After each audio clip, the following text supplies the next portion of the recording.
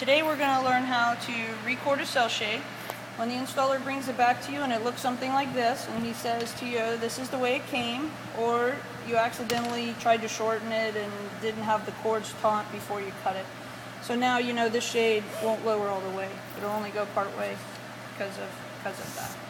See? So, alright, so what we're going to do is, first of all, make sure your hands are clean. If you work on a cellular shade, thumb marks, dirty finger marks will show up on the fabrics, on the cords, and just look messy. So take some kind of wipe or wash your hands. Okay. First thing you're going to do is pull off your cord lock and set it off to one side. And pull off your top rail and set that behind your shade. You're going to disengage your cord tensioner, untie the knot that's in there. The reason I'm not cutting these cords out is I'm only going to record one of the shorter of the two cords. So if I start cutting cords, I could end up in a situation where I have to record the whole shade. Okay, so have that off. Set these pieces over here. Okay. I'm going to take off the cover of your cord lock and just pull it gently up from the back and set it right here. These parts and pieces can fall out, so if you turn it upside down, be sure you put your thumb or something there to make sure that those don't tip out. Okay, so what we're going to do is take the shorter of the two cords and our replacement cord. We're going to put these guys together, and because they have polyester in them, we can light them and melt them and melt them together. So we're just going to kind of get them together. Be careful not to burn your fingers when you're doing this. It's hot. The fan. Okay, so I got those good and hot. I'll put them together and then rub them so that I have a good. Now if that ends up being too fat, you can burn it again. Oh, it'll stay lit. And roll it again, and it'll thin it out each time. Just don't burn it too much that you end up burning right through it. Okay, sometimes you need to take some needles or put something in the lock to hold it open so that you can get this joint through. We're going to try one of these guys. This you get at Walmart in the sewing section, Target, any place like that. Okay, so we're going to remember to put our finger over the lock, thread that through, and that's just going to kind of hold that open for me while I try to work this melted joint together.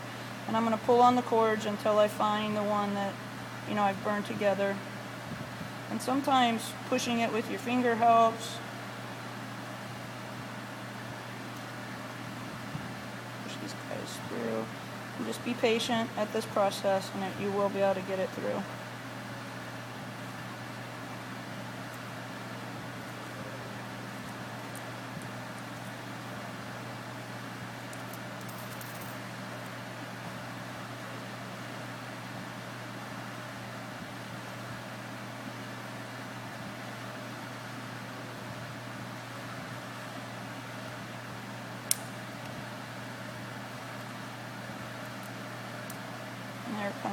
There it comes through. Okay. Once I get it through, and you saw that's probably the most difficult part, at least for me, of this whole process. Okay. So I'm gonna lift these up and out of here so that they don't hang up on anything, and that's probably really important as well. If this cord wraps around some tools and you're very gently moving it, and then all of a sudden it catches on something and your joint breaks somewhere in the shade, it can be very, very frustrating. Okay, we're going to take off one of the bottom end caps and slide the bottom off. And when you turn the shade over, you can see that everything ends and ties off here. I know that my cord that's short is on this side, so I'm going to pull this, and I'm going to watch my little joint, make sure that it's feeding correctly through. And then here I'm going to give this a little bit of help because I don't want it to break on me. I'm going to pull it up like this and help it straight down. Pull. and you see I've already pulled it through the bottom. Okay, so from here on I have all new cord. Okay, we're gonna untie this guy and pull. Continue to pull, pull, pull. If it won't work through this hole, that's okay. You can cut it at this point. So we're gonna cut it. I'm gonna tie a knot in it, and I'm gonna engage it in this bottom clip, because if I walk away from it, you know, someone could come along and pull it out, pull the whole thing out, and then I have to start all over again. Okay? So now that I have that done, I'm gonna come back over here and get the tension out of my cords. I'm gonna turn this over and make sure that this is in its little groove here. Tension off. Turn these guys this way, and I'm gonna put this bottom row back on. So there's an aluminum insert inside the shades. That's what I'm grabbing. Try not to grab any other pleats. And then here I'm making sure that I'm not accidentally catching this fabric on the edges of my bottom row. And then I'm just going to slide that right on, pulling the excess out of my cords so that it doesn't catch on anything. And there it goes. Okay, now we're going to put our top row back on. Same exercise as the bottom. Grab the aluminum insert. Make sure the orientation of the top rail, that you have it matching the insert to insert, or if it's not using an insert, just so everything's facing the same way. Okay, put this on. Push down slightly on your cord guide. Pull it across to your next cord guide. Push down. And then from the end here, I'm going to push the rest of the way until it's snug. Okay, now here I am with my cords here. So I'm going to pull these guys tight. I'm going to get them untwisted.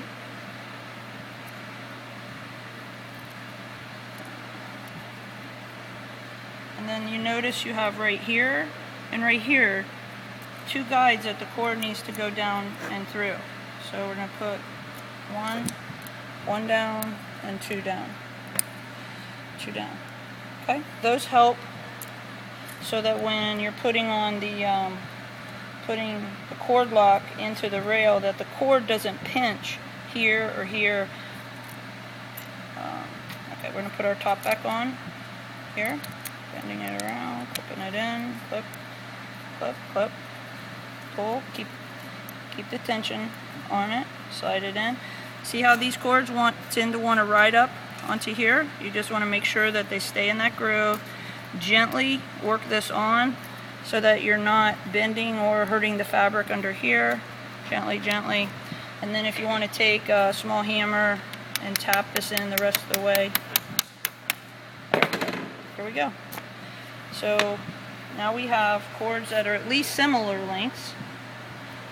I'm gonna take these and I'm gonna burn their ends just for a second so I can get them inside here.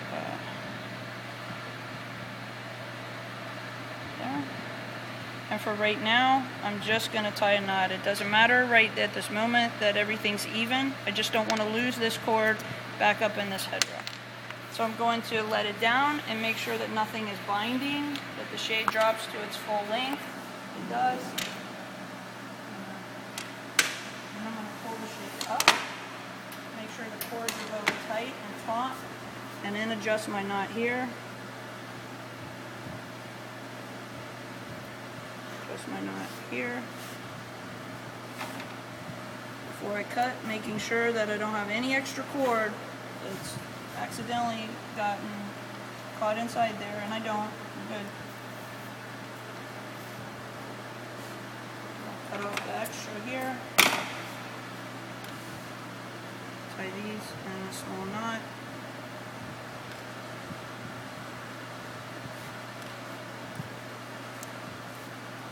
Put my tensioner back on. Slide this back down.